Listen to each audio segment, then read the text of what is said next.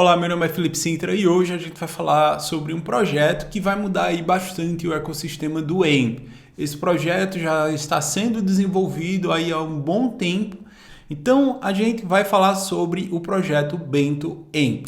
E o que é esse projeto, né? O Bento AMP? O Bento AMP é um projeto que já está aí, né, sendo desenvolvido há mais de 2 anos. Esse projeto, o que é que ele vai habilitar? A possibilidade de utilizar componentes AMP fora do ecossistema do AMP.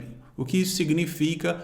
Qualquer página não AMP vai ter a possibilidade de utilizar componentes AMP. Então você pode utilizar, por exemplo, um player do AMP em um local específico, ou uma lista de elementos que são carregados via um JSON também fora de uma aplicação não AMP, entre outros itens. E esses componentes, né, eles vão ser utilizados de forma gradual. Então você não precisa ir full AMP em uma aplicação. Você pode fazer o uso gradual desses elementos e ter o benefício de utilizar componentes não AMP. Então essa mudança ela vai influenciar como o plugin do WordPress se comporta hoje. Então essa é uma informação bem relevante se você utiliza o plugin de AMP para o WordPress. Então, se você quiser saber mais sobre esse assunto, tem um post no blog do AMP, tem lá esse post que foi até de janeiro. Então isso aí já está acontecendo há um bom tempo, mas agora a gente vai entrar em detalhes sobre esse assunto porque a gente tem aí novidades vindo no plugin do AMP. Beleza, né? Falei o que isso significa, né? Como é que a gente consegue traduzir essas informações para o que a gente tem hoje. Então, no cenário atual, o que acontece? A gente tem ou uma versão pareada, que vai ser uma versão AMP e uma versão não AMP do mesmo conteúdo. Então, elas são ligadas pelo Canonical Link. Então, isso acontece muito em portais de notícias, né? Que tem uma versão AMP e tem uma versão não AMP. Ou você tem uma versão simplesmente AMP e você não tem uma versão não AMP disponível. Isso é totalmente possível porque a gente tem uma série de componentes. Se você desenvolve com o framework AMP, você consegue fazer muita coisa com esse projeto. Relacionado ao plugin do AMP, o processo é diferente, porque muitas das pessoas que utilizam o plugin não são desenvolvedores, né? Então, o plugin cuida de fazer essa transição, né? De transformar componentes não AMP em componentes AMP. E a gente tem aí, né, diversas situações. Os problemas comuns em ambos os casos, o que vai acontecer? A gente tem um custo maior de manutenção porque a gente utiliza 2 versões do mesmo conteúdo. Então a gente tem 2 bases de código aí. Isso é aplicado quando você faz o desenvolvimento de forma manual. Se você faz um plugin, o trabalho que você vai ter é de sempre estar deixando a versão AMP compatível com AMP do lado do plugin. E se você tem somente uma versão AMP, você vai resolver esse problema da duplicação da base de código, mas você vai cair em outro ponto que é a questão de falta de componentes compatíveis, né? Isso é um problema já comum. Esses são feedbacks da comunidade e o projeto AMP trouxe esses feedbacks e trouxe a solução do Bento. Por quê? Agora o que a gente consegue ter, né? Antes a gente tinha ou uma versão não AMP e uma versão AMP, ou se você era 0% ou 100%, agora você consegue ter uma versão híbrida. Então você vai misturar, né, elementos de HTML, elementos do React ou qualquer outro framework JavaScript com componentes AMP. Então agora você vai conseguir utilizar AMP em locais pontuais. Então locais que precisam ter uma melhoria de performance e o AMP faz isso muito bem, você pode utilizar esse componente somente para esse local específico. E essa transição também ela vai acontecer de forma gradual. O que isso significa?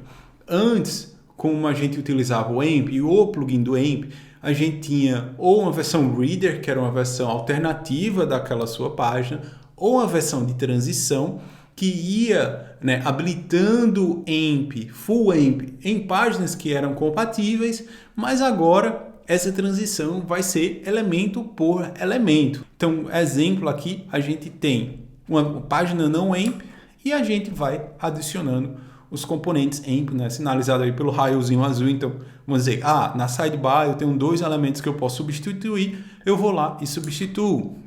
Meu conteúdo agora ele é compatível com o AMP, então eu substituo o meu conteúdo. Enquanto que o header e o footer, eles continuam sendo não AMP. Então a gente pode, né, se você estiver feliz com a performance dessa versão, você pode parar por aí, mas se você ainda quiser melhorar ainda mais, você consegue ir para uma versão full AMP. Mas claro, né, tem o benefício da flexibilidade. Qual é o ponto fraco dessa questão? É que se você não está num projeto, né, desconsiderando a versão não full AMP, né, simplesmente a versão híbrida, o problema da versão híbrida é que, neste caso, você precisa ter uma atenção maior referente à performance, enquanto anteriormente o AMP fazia todo esse trabalho para você, né? Então você precisa ganha flexibilidade, mas você precisa aí ter mais atenção na parte da combinação de conteúdo AMP com conteúdo não AMP, certo? Seu conteúdo não AMP está performando bem, porque isso vai impactar, né? Mesmo se você tiver um componente rápido para uma área específica, pode ser que outros elementos comprometam a performance do seu site, ok? No caso do plugin do WordPress, né, vão ter aí cenários diferentes, porque isso também vai impactar no plugin do WordPress. Então tem versões futuras aí, né, que estão por vir no ano que vem, 2022, que vai fazer o uso desse recurso. Então isso vai impactar um pouco no fluxo como o plugin do WordPress funciona. Mas em contrapartida, isso vai resolver bastante problema também com a questão de plugins incompatíveis. Por quê? Por exemplo, se você tem um plugin que não é compatível com o WordPress, o Bento ele vai cuidar somente das áreas que são compatíveis. Então, neste caso, você tem uma versão que é híbrida ou você tem uma versão full AMP, né? Então vão ser essas duas opções agora. E a questão de validação, tudo, se não está válido, não transforme em componente AMP. E isso vai facilitar bastante o fluxo para os usuários do WordPress. Então isso é meio que um resumo, né? É um spoiler do que está por vir nas próximas versões.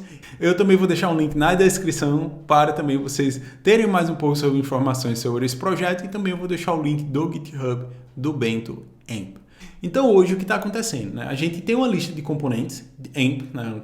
Esses componentes eles montam o framework do AMP, então a gente tem o framework de um lado e a gente tem um plugin do outro que utiliza esse framework. Então são dois projetos separados aí. Então desse lado aqui, o que está acontecendo é parte desses componentes estão indo para Bento. E por que eu estou considerando dois elementos separados aí? Porque a forma que esses itens são compilados vão ser de forma diferente. O AMP tradicional, ele utiliza somente Web Components e JavaScript, enquanto o Bento ele vai utilizar Preact. Também está no roadmap que esses elementos Preact também vão ser compatíveis com React. Então também tem um projeto acontecendo de ter tanto uma lib para React quanto uma lib para Preact. Mas hoje o que está disponível para teste, se você quiser testar o Bento, são os componentes AMP Accordion, AMP Base Carousel, AMP Line Gallery e por aí vai. Entre eles, os famosos são o AMP Lightbox, o AMP Instagram e o AMP YouTube e o Social Share. Esses itens estão disponíveis para você testar. Então é isso, né? Fechando esse vídeo, só um lembrete. Plugin do AMP, agora a gente tem suporte em português. Se você tiver alguma dúvida, vou deixar também o link na descrição para o suporte do AMP. O ideal, né, se você tem problemas com um plugin específico ou tem dúvidas, o melhor local para tirar suas dúvidas é no suporte oficial. E agora a gente tem suporte em português. Por favor, assine o canal, deixe nos comentários o que você acha sobre isso. Também, se você quiser aí abrir a discussão, fique à vontade, certo? E um abraço e até o próximo vídeo. Falou!